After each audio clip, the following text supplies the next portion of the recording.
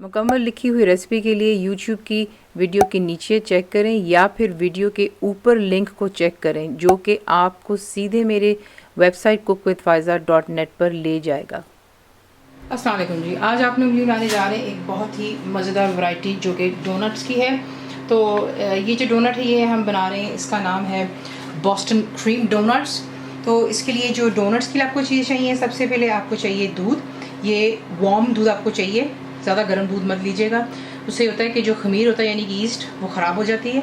तो ये दूध हो गया, फुल फैट मिल्क इस्तेमाल कर रहे हैं, बॉटल पैकेट जैसा आपको मिलता है वो है। प्लेन फ्लावर हो गया यानी कि मैदा, चीनी जो घर की सादी होती है दैट्स शुगर, मक्खन सॉल्टेड मैं इस्तेमाल कर रही हूँ, इसमें नमक है। सो मक्खन हो गया, आपने इसको माइक्रोवेव में डाल करके 30-40 सेकंड्स के लिए इसको मेल्ट कर लें। वनीला का एसेंस जाएगा, एक अदद अंडा यानी कि एग हो गया, खमीर होता है यीस्ट, ये आपको पैकेट्स में मिलता है।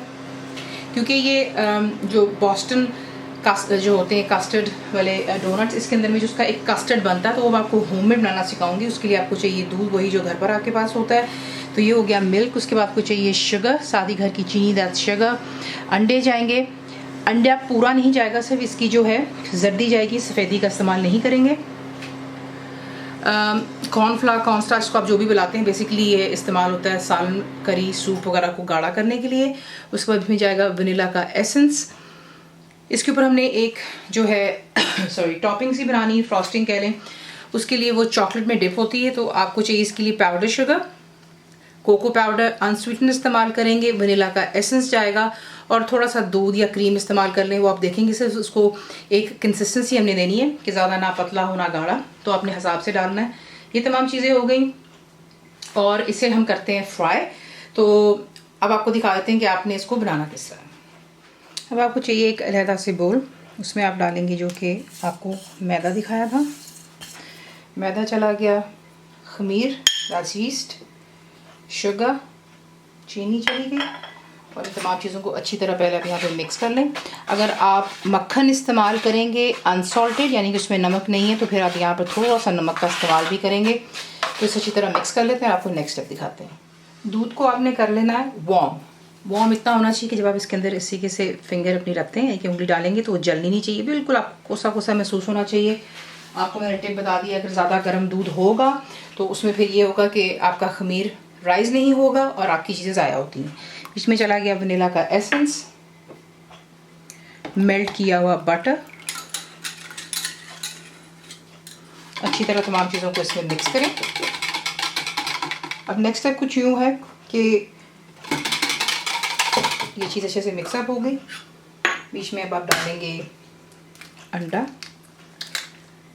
यही स्टेप जो है आप आपके पास मशीन आप उसमें भी कर सकते हैं। मैं पहले इसको मशीन में बनाने लगी थी, लेकिन फिर वही बात आई थी, काफ़ी बच्चियों और बहनों की रिक्वेस्ट होती है कि उनके पास में जो है ऐसी मशीन्स नहीं है तो मैनुअली सिखा दें। इसलिए मैं आपको दिखा रही हूँ कि आप इसको हाथ से भी गूंद सकते हैं और यही प्रोसेस जो मैं यहाँ पर कर रही हूँ आप जो है मशीन में भी कर सकते हैं, जो कि इसमें आप आटा वगैरह गूंदते हैं और उसके बाद आप इसमें ये ऐड करते हैं दूध मक्खन वगैरह का मिक्सचर। पहले विस्क की मदद से इसको मिक्स कर लें और फिर आपने इसको हाथों से अच्छी तरह गूंदना है कि तमाम चीज़ें इसमें मिक्सअप हो जाएंगी। फिर मैं आपको साथ साथ दिखाती जाऊँ। तो देखने जब आप इसको मिक्स करेंगे काफ़ी स्टिकी सा डो बनता है और यही इसकी पहचान होती है कि जो है आपका डो अच्छा होगा डोनट्स के लिए। अब आपने इसको यहाँ पे अच्छी तरह तकरीबन 5 मिनट के लिए इसी के साथ आपने मसलना है। उससे ये होता है कि इसके अंदर जो है बहुत अच्छा इसका टेक्सचर बनता है। जब आप इसको फ्राई करते हैं अच्छे से राइज होता है आपका डो। तो इस तरीके से आपने इसको गूंद लेना है for about 5 to 6 minutes. Push कीजिएगा, पुल कीजिए, पुश करें, पुल कीजिए। इस तरीके से आप इसको करेंगे और फिर आपको नेक्स्ट स्टेप दिखाते हैं। जब आप इसको अच्छी तरह गूंद लेते हैं, उसकी पहचान होती है कि आपके हाथों से तमाम जो है ये रिमूव हो जाता है और आपने इसको इस तरीके से करना होता है। आपको मैंने बता दिया कि बहुत ही अच्छा रिज़ल्ट आता है। तो ये देख लें, परफेक्टली इसको मैंने 5-6 मिनट के लिए गूंदा। ठीक है, अब आपने जो है सिंपली जिस बोल में आपको रख लें, चाहे वो इसी में आप रख लें या इससे छोटे में, आप इसमें तेल डालते हैं। ये तेल जो होता है ये इसकी हेल्प करता है बेसिकली कि इस पर एक क्रस्ट नहीं बनना चाहिए। जिस तरह जब आप आटा गूंथते हैं और आप उसको कवर करके नहीं रखते हैं तो उसके ऊपर एक क्रस्टी बन जाती है सख्त सी, तो वो इसमें नहीं होना चाहिए। तो अच्छी तरह आपने हर तरफ इसके ऑयल लगा लेना है, इसे कवर करें और आप इसको छोड़ देंगे जब तक ये डबल अपनी वॉल्यूम हो जाता है। It depends on the weather, मौसम क्या है।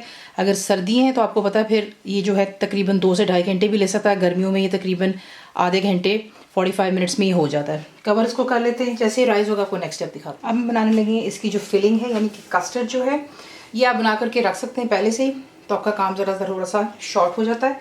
तो सिंपली जो आपने इसमें चीज़ें ऐड करनी है, आप एक पैन लेंगे, उसमें आपने ऐड करना है दूध, वनीला का एसेंस, चीनी, अंडा जो मैंने आपको दिखाए थे उसमें से सिर्फ आपने इसकी जर्दी का इस्तेमाल करना है, एंड जो इसका वाइट है बेशक साइड पे रख दें। जब आप ऑमलेट वगैरह बनाएंगे आप उसमें इसको ऐड कर सकते हैं, कुछ इस फेंकने की ज़रूरत नहीं है। बीच में जाएगा कॉर्नफ्लावर, और आपको दिखाते हैं कि आपने इसको किस तरीके से पकाना है। सबसे पहले आपने ये काम करना है नीचे चूल्हा ऑन करने से पहले, ताकि कुछ चीज़ इसमें लम्प्स ना हो। सब मिक्स कर लिया, वो इसलिए क्योंकि इसके अंदर जो कॉर्नफ्लावर है वो इसको ज़रा जो है थोड़ा ख़राब कर सकता है, इसीलिए आप इसका ख्याल रखना है।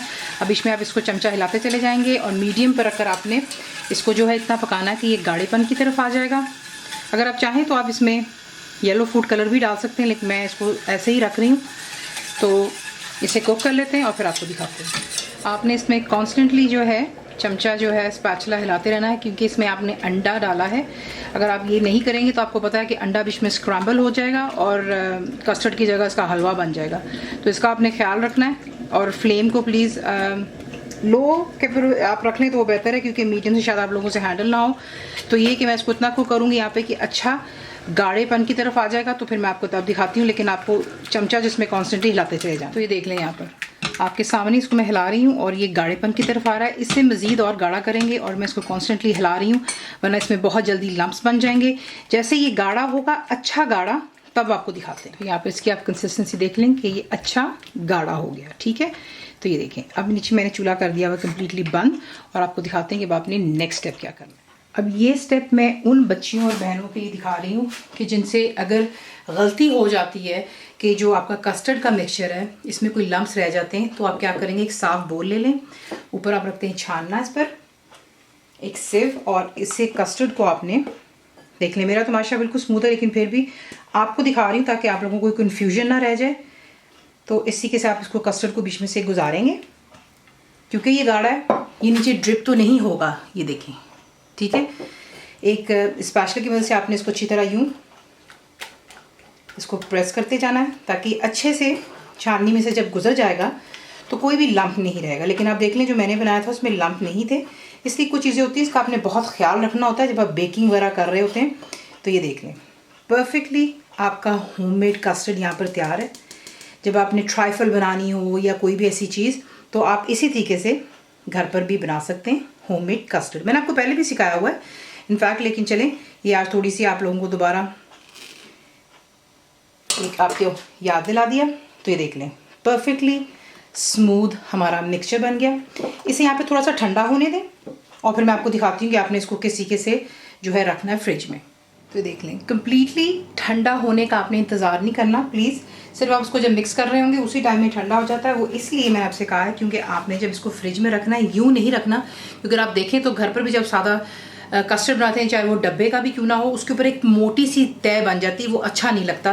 नॉट फॉरगेटिंग, ये हमने जो है फिलिंग के तौर पे इस्तेमाल करना है, इसलिए जब आप इसको रखेंगे फ्रिज में आपने इसे कवर यूँ करना है कि जो क्लिंग फिल है वो एक्चुअली कस्टर्ड को छूना चाहिए, ठीक है, ताकि फिर ये है कि उस पर कोई तय नहीं बनेगी इंशाल्लाह। तो ये देखें, बिल्कुल इसके साथ साथ मैं लगा रही हूँ कस्टर्ड के। तो अगर बहुत ज़्यादा गर्म कस्टर्ड होगा तो फिर ये है कि इसके साथ बिल्कुल ही ज़्यादा स्टिक कर जाएगा, इसलिए देखें इस तरीके से आपने इसको फ्रिज में रखना है कि जो क्लिंग फिल है कम्प्लीटली कस्टर्ड के ऊपर हो। ये कर लिया। अब मैं इसे रखूँगी फ्रिज में। जब तक कि हम डोनट बना लेते हैं। और जब डोनट बना लेंगे उसका ठंडा होना होगा और उसके बाद हमने इसकी फिलिंग करनी, तो ये तब तक फ्रिज में ही रहेगा। और फिर मैं आपको दिखाऊंगी आपने किस तरीके से इसको मिक्स करेंगे और किस तरह इसकी फिलिंग करेंगे। तो ये देख लें यहाँ पर परफेक्टली राइस हो चुका हुआ है। अब ये है कि इसे हम बीच में से निकाल लेते हैं और फिर मैं आपको दिखाती हूँ। देखिए माशाल्लाह परफेक्टली राइस हो चुका हुआ है ये। अब आप इसे इसमें से निकाल लें। थोड़ा हमें खुश्का चाहिए होगा, वही जिससे आपने फ्लावर इस्तेमाल करना है यहाँ पर।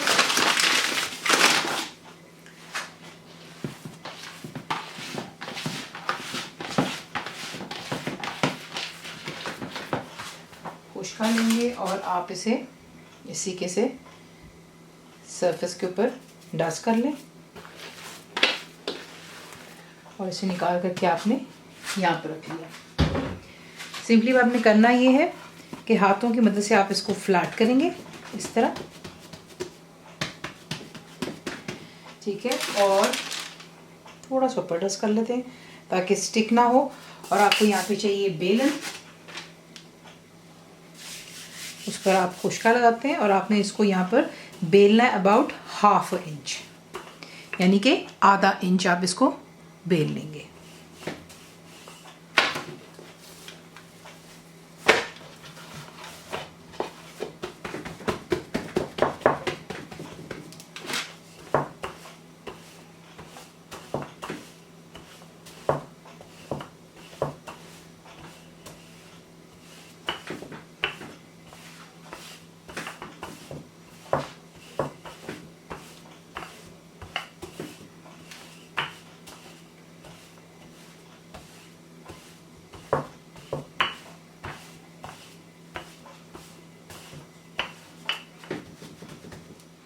तो ये देख लें ½ इंच, ठीक है।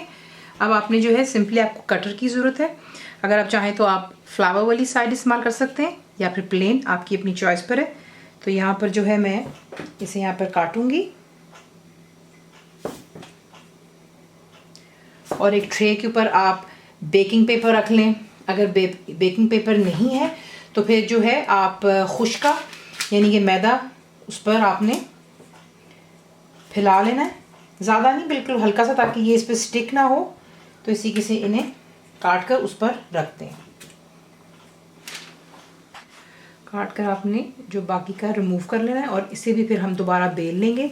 तो ये कैसे कैसे आप इसको रिमूव करते हैं, ये देखें, ठीक है। और मैं इसको एक साइड पर रख रही हूँ दोबारा बोल में, और फिर इसको मैं आपको दिखाऊंगी दोबारा किस तरह आपने रोल कर लेना है। तो इसको जो है मैं एक साइड पर रखती हूँ पहले। तो ये रहा बेकिंग ट्रे, उसमें मैंने बेकिंग पेपर रखा हुआ है। इस पर मैं थोड़ा सा जो है फ्लावर डस्ट कर रही हूँ, यहाँ पे प्लेन फ्लावर।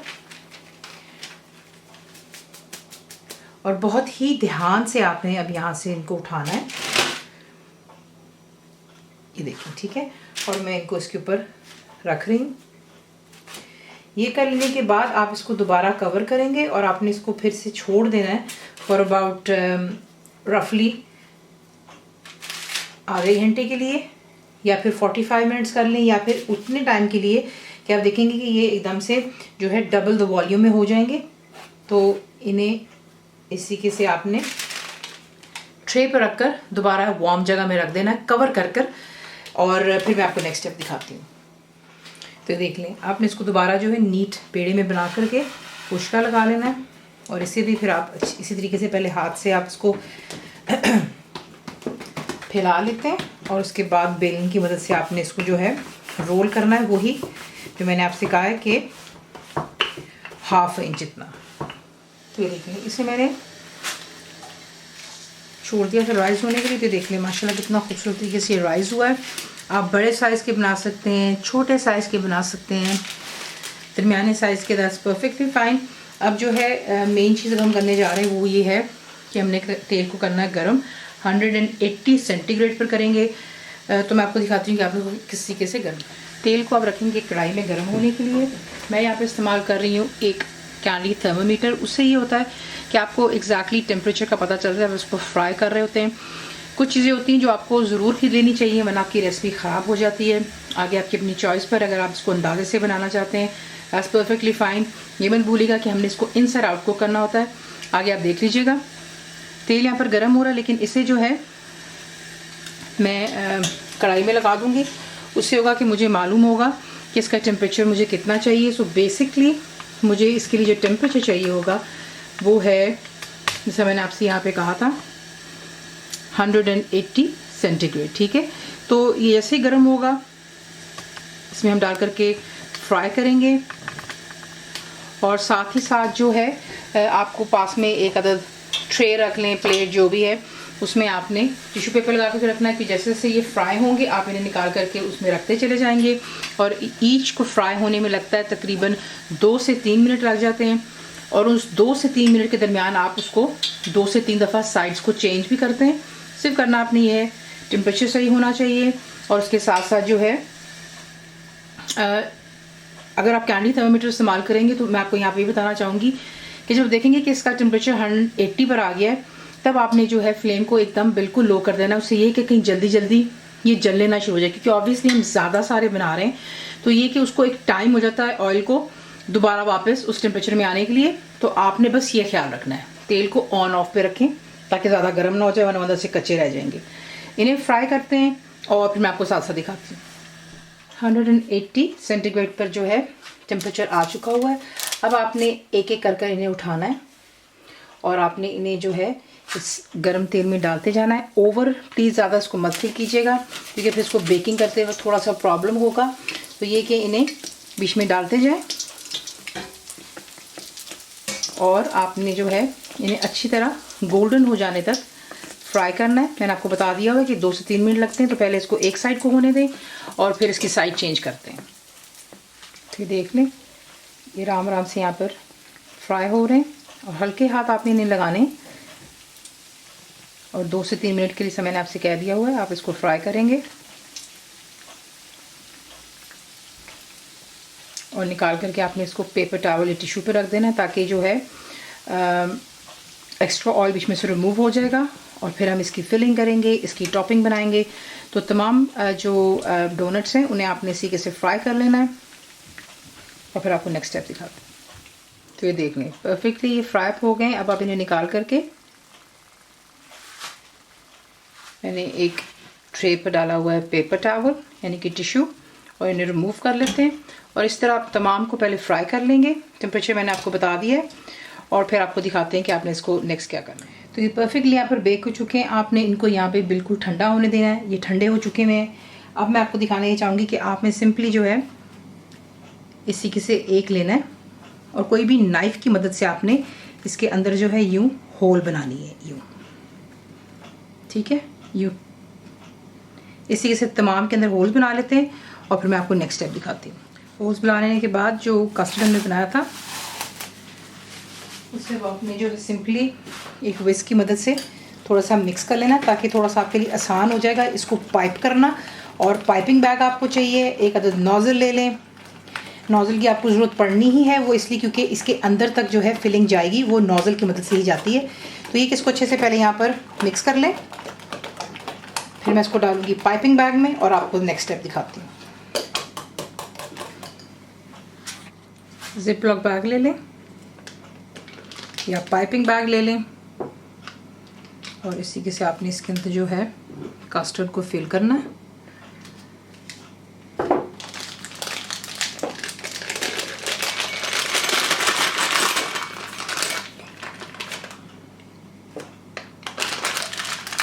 और इसको आहिस्ता आहिस्ता करके आप नीचे लेके आते हैं और पीछे से ट्विस्ट कर लीजिएगा, वो आसानी हो जाती है फिर आपके लिए इसको पाइप करना। तो ये करते हैं, फिर आपको दिखाते हैं। अब आप क्या करेंगे, जो आपने डोनट में होल बनाई हुई उसके अंदर हम इसकी फिलिंग करेंगे। तो सिंपली जहाँ पर होल किए उसके अंदर आप नोज़ल को यूँ डालते हैं, अंदर तक आपने अच्छी तरह पुश करना है और फिर ध्यान रखना है पीछे से एक हाथ से आप पुश करेंगे ताकि इसमें फिलिंग जा सके। फिलिंग चली गई, ऐसा रखते जाएं। तो यूं ही आपने जो है तमाम के अंदर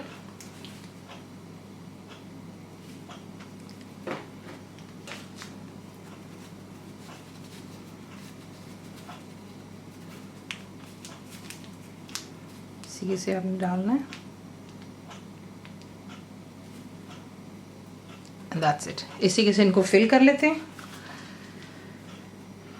I hope you can see it because bar bar camera जो थोड़ा सा आउट ऑफ फोकस हो जाता है। तो ये देखें, पुशिंग किया और फिलिंग इन। इसी तरीके से तमाम जो है हम तैयार कर लेते हैं।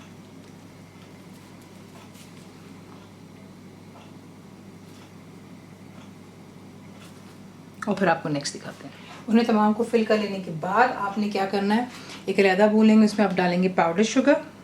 ये चला गया बीच में कोको पाउडर, वनीला का एसेंस जाएगा और बीच में आप आहिस्ता आहिस्ता इसमें दूध ऐड करेंगे या क्रीम डाल लें और इसको इतना मिक्स कर कर आपने जो है एक कंसिस्टेंसी की बनानी है। इसके अंदर में आपने आराम से जो है हमारे डोनट्स को हम बीच में डिप कर सकते हैं। तो इसको मिक्स कर लें अच्छी तरह। आपने इसको मिक्स कर लिया, ठीक है। ये देख लें, इसकी कंसिस्टेंसी जो है पतली नहीं होनी चाहिए, ये गाढ़ी होती है। तो ये देखें, ठीक। इसे एक साइड पर रखते हैं।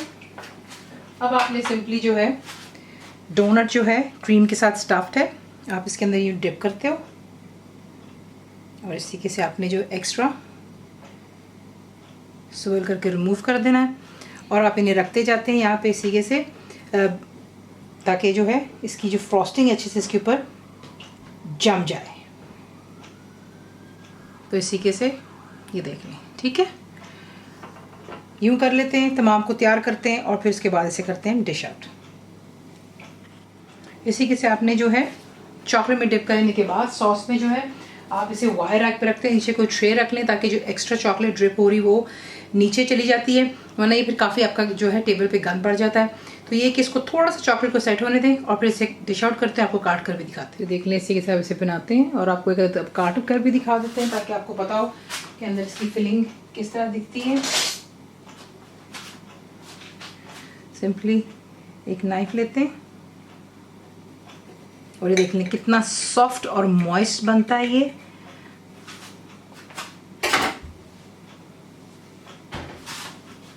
तो ये देख लें,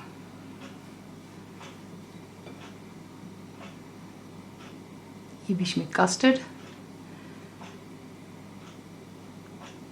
और ये बाहर इसकी टॉपिंग हो गई। रेसिपी आपको पसंद आती है तो प्लीज़ से लाइक, शेयर और सब्सक्राइब ज़रूर किया करें। कंप्लीट रिटन रेसिपी के लिए आप जाते हैं मेरी वेबसाइट पे विच इज़ cookwithfaiza.net पर। बनाइए, ताकि कैसा लगा दुआ में याद रखें। And thank you for watching the video. Channel को सब्सक्राइब करें, बेल आइकॉन का बटन दबाएं, मेक श्योर कीजिएगा कि ऑल भी प्रेस कर दीजिएगा ताकि आप लोगों को मेरी लेटेस्ट वीडियोज़ रिसीव हो जाएं।